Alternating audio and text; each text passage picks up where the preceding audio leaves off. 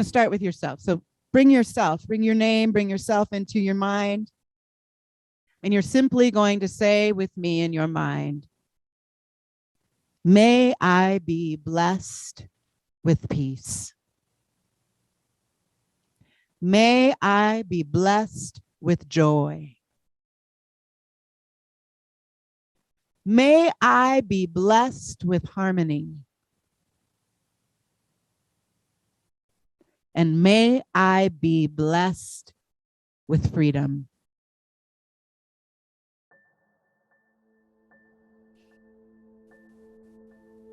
Because what I know for sure is the divine givingness of the one is always good. And we could even call Spirit, Allah, the Absolute, the Holy Blessed One, the good. Because I know that that one, that good is giving itself to me, to you, to every name on your list, to every set of circumstances that feels beyond our capacity to call good. I know that the good is there.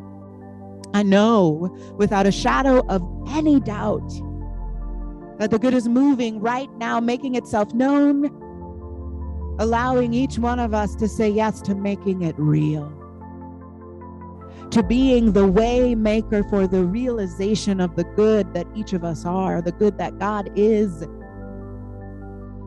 to saying yes to being the way maker of more and more manifest reality of oneness. Because I know that each of us is wholly and sacredly committed to letting love show up in public, showing up as freedom and liberation and justice and enoughness for all. That is what we are up to today.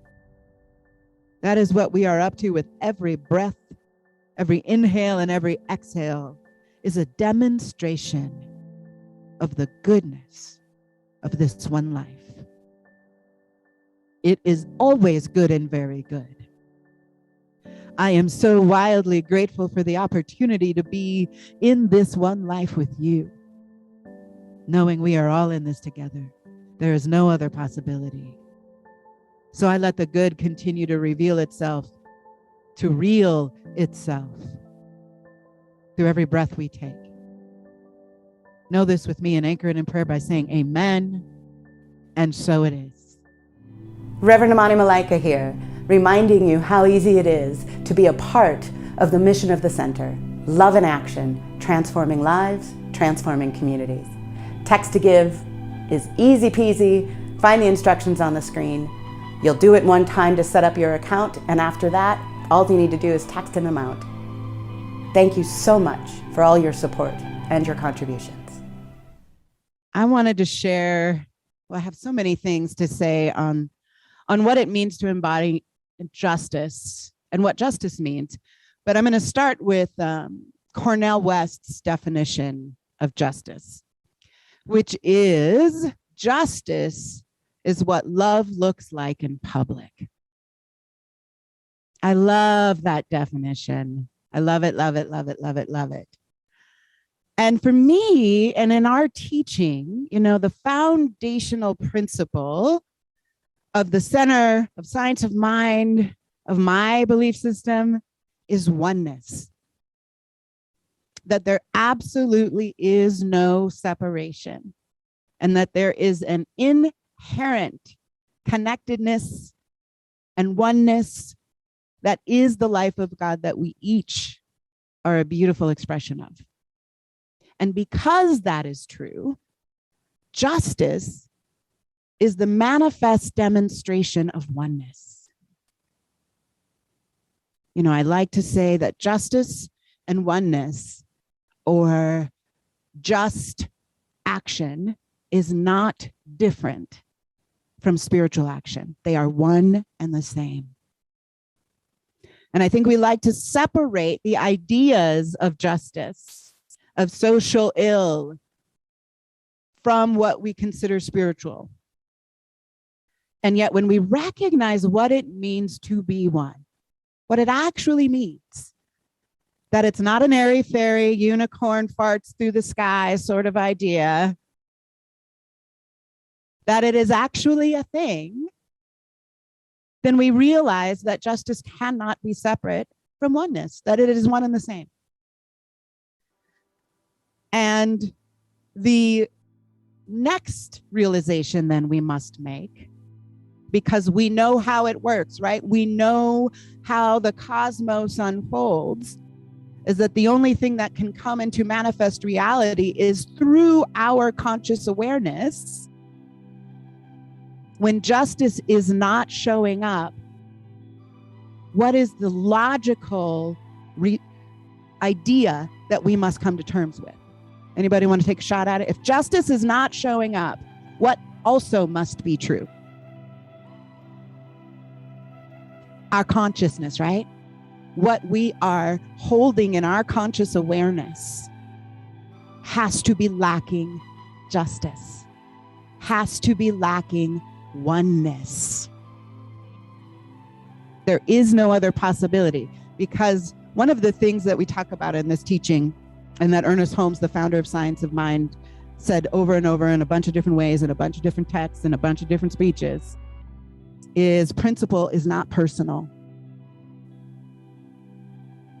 It's kind of like math. It doesn't matter who's doing the math. Math is going to be the same math, right? Same stuff's going to add up to the same stuff. It is the same thing with the law of manifestation. It is math. It is pretty simple to put one and one together and understand two. It is simple to understand if oneness is not what's showing up, the only possibility is that it's also not showing up in our conscious awareness. There is no other possibility. And if the thing that we want, which we talk about a lot around here, is a world that works for everyone, if the thing that we want is a world that works for everyone, then we have to take a hard look at what is working in our consciousness, in our awareness. And it's information, right? It's not about getting on a shame spiral. It's not about getting into a blame game. Your consciousness is worse than my consciousness. But it is about looking at the manifest reality and going, if this is what is showing up out here in life, what is showing up in here in my consciousness? Because we are one, we are all participating in the manifest reality. There is no other possibility. We can't look at what's going on the border, or what's going on in Afghanistan, what is going on in our seas and in our climate, and think we are separate from it, that it somehow has nothing to do with us. Oneness can't be true and separation at the same time. They cannot be true at the same time. You are either in separation or you are in oneness.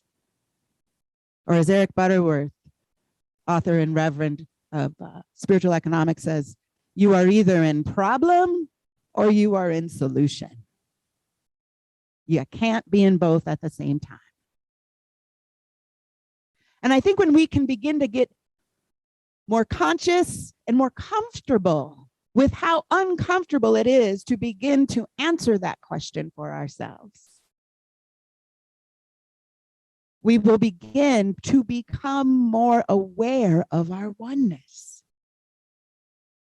We have to be willing to get uncomfortable in our own practice of separation, so that then we can move from problem to solution. And recognize that every single one of us falls into the thoughts and the actions of separation. Every single one of us. Because if we didn't, the world would look like a very different place. So we already done that math, right? It's just math. This equals this. So rather than get into all of the thought and the story about, oh my God, I'm practicing separation. I'm a horrible human being. Ah, I'm ruining everything. We can actually get into, oh, wow, look at me thinking I'm separate. Look at me thinking somehow they are the problem. And now I get to sit with that thought, with that awareness, and begin to contemplate how I can align myself more with the truth of oneness. I want to share a quote from Margaret Wheatley, who is one of my go-to teachers right now, and I highly recommend all of her books. Margaret Wheatley, check her out. But recently I was in a webinar with her, and she said, whatever the problem, community is the answer. Only when we're together, only when we're working on a common cause with real and true relationships to make a way for compassion to grow, understanding to grow. The only way to develop our compassionate sides is in community. And only then can we solve problems. She went on to say we can never solve them alone. And it's a strong statement. We can never solve them alone. But again, if you do the math,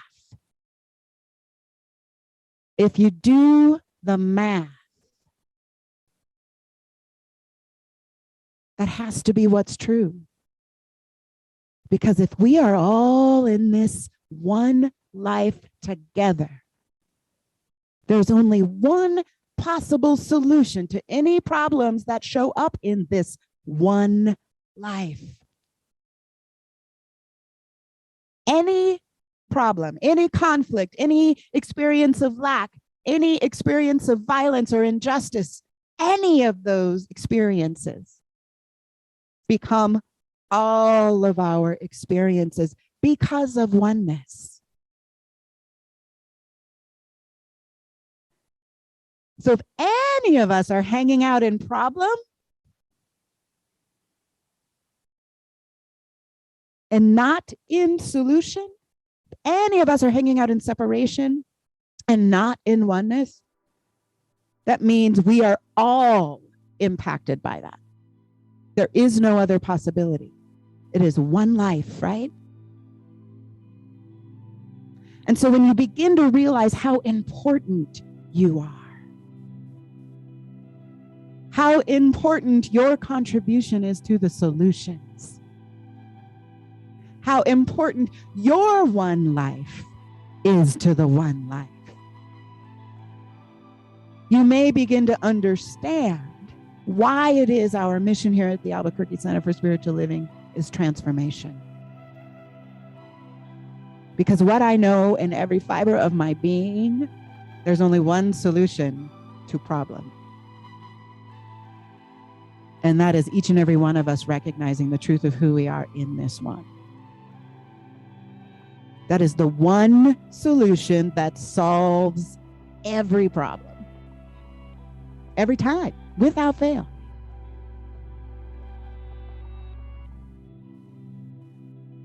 And yet there's this difficulty in such a giant concept, right?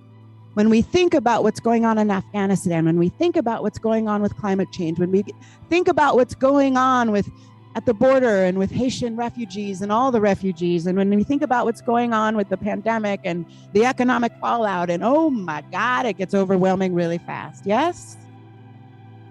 And we begin to feel really small in the face of all that, yes? Anybody raise your hand?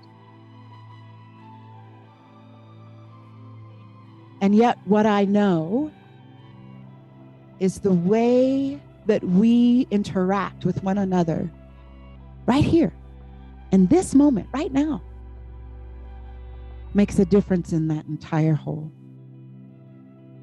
The way that we begin to see the truth of one another right here, right now, literally changes the temperature of the sea. That's how important it is. That's what it means to embody justice through the conscious practice of community, is right where we are, right where we find ourselves. You know, there's this idea in social justice of proximity, and that you cannot begin to be a solution for someone if you are not in proximity to them. And I believe that to be true, right alongside what I believe to be true about how important every single one of us in our conscious and awareness is for the entire globe. But the way we begin to develop our conscious awareness of our oneness is through the practice of compassion, the practice of presence in our actual relationships, right where we find ourselves living. We must be in proximity in order to make it real, right? Because what do we know about affirmative prayer? What do we know about changing our conscious awareness? It has to be real to us. Can't be the airy-fairy sticky notes you put on your mirror in the bathroom. It has to be real. That is what embodiment means. That is what the third step of affirmative prayer, realization, means. It means to make real. So we take these epic, giant concepts of oneness, of love, and we make them real through the practice of community. The way we treat one another, the way we drive down the street. How many of you find yourself cussing at another driver on occasion?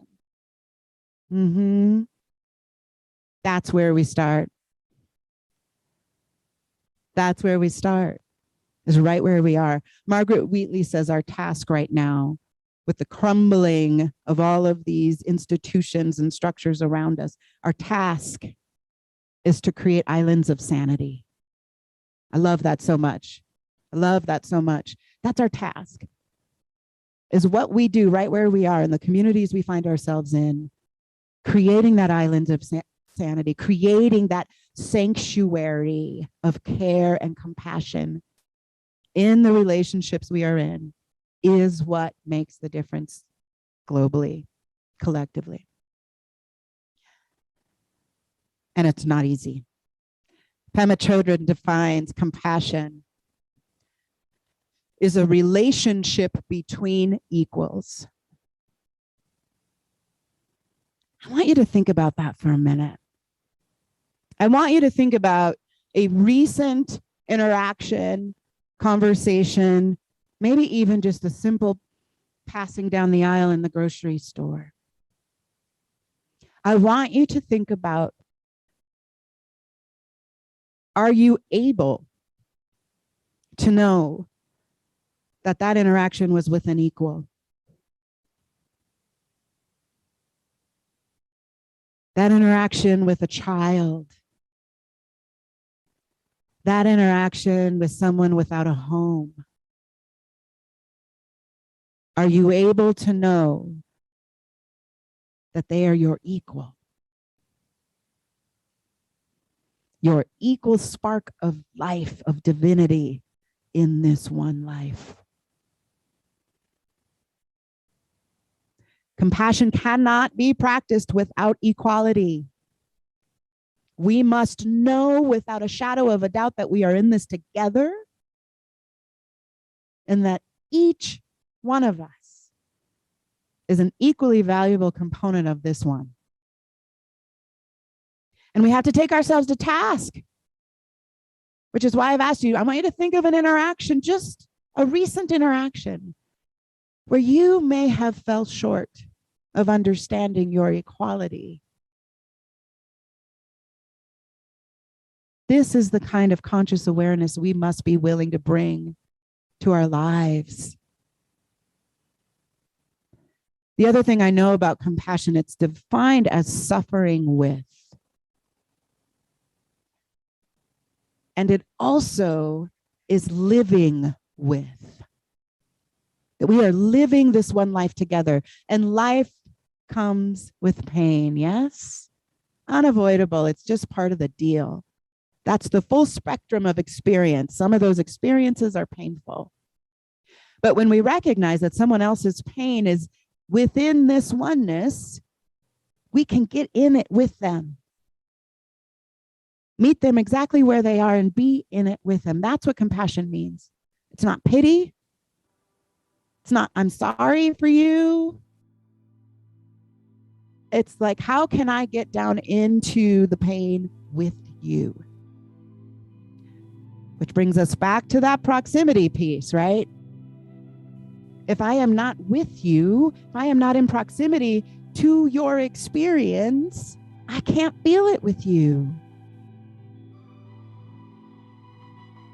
Which means we have to stretch beyond what we think is our bubble.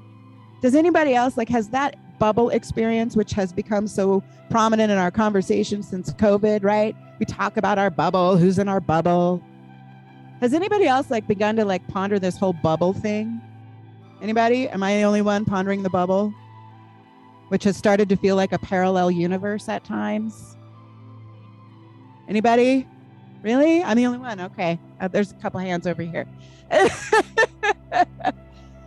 Well, I think, if we're not careful and really intentional and mindful, this whole bubble thing can get pretty small, right? And we can start to feel like our experience is limited to whoever we've allowed into our bubble.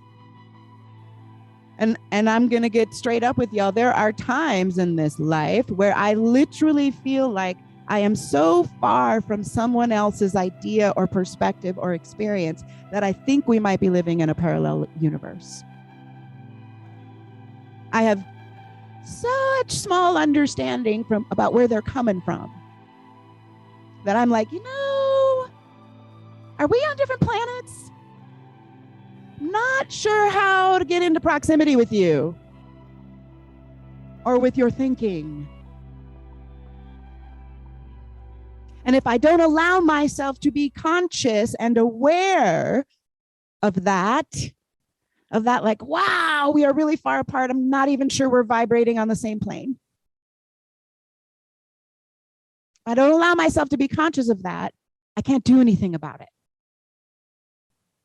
I can't begin to stretch myself into a greater awareness, into a larger bubble that can hold more than I thought I could a moment ago. That's what transformation is about. As we are continually growing our awareness, our love beyond what we thought we could, which changes us. We are not in this game to change anybody else. I love the quote from Martin Luther King Jr., and he says, policy and of the equity policy is legislation. It is not love. And we cannot legislate a person's heart. We create legislation to restrain the heartless. Which brings me back to my foundational knowing. The only solution is to change hearts. The only solution. Which is exactly what each one of us is doing here today.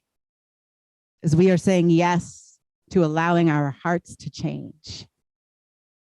We are saying yes to expanding the bubble, to maybe bringing that parallel universe back into a oneness in our own hearts and minds. There's absolutely zero we need to do to change anybody else's heart or mind. The responsibility we have is to our own hearts and mind, and to get honest with ourselves about how it is we are practicing oneness or separation.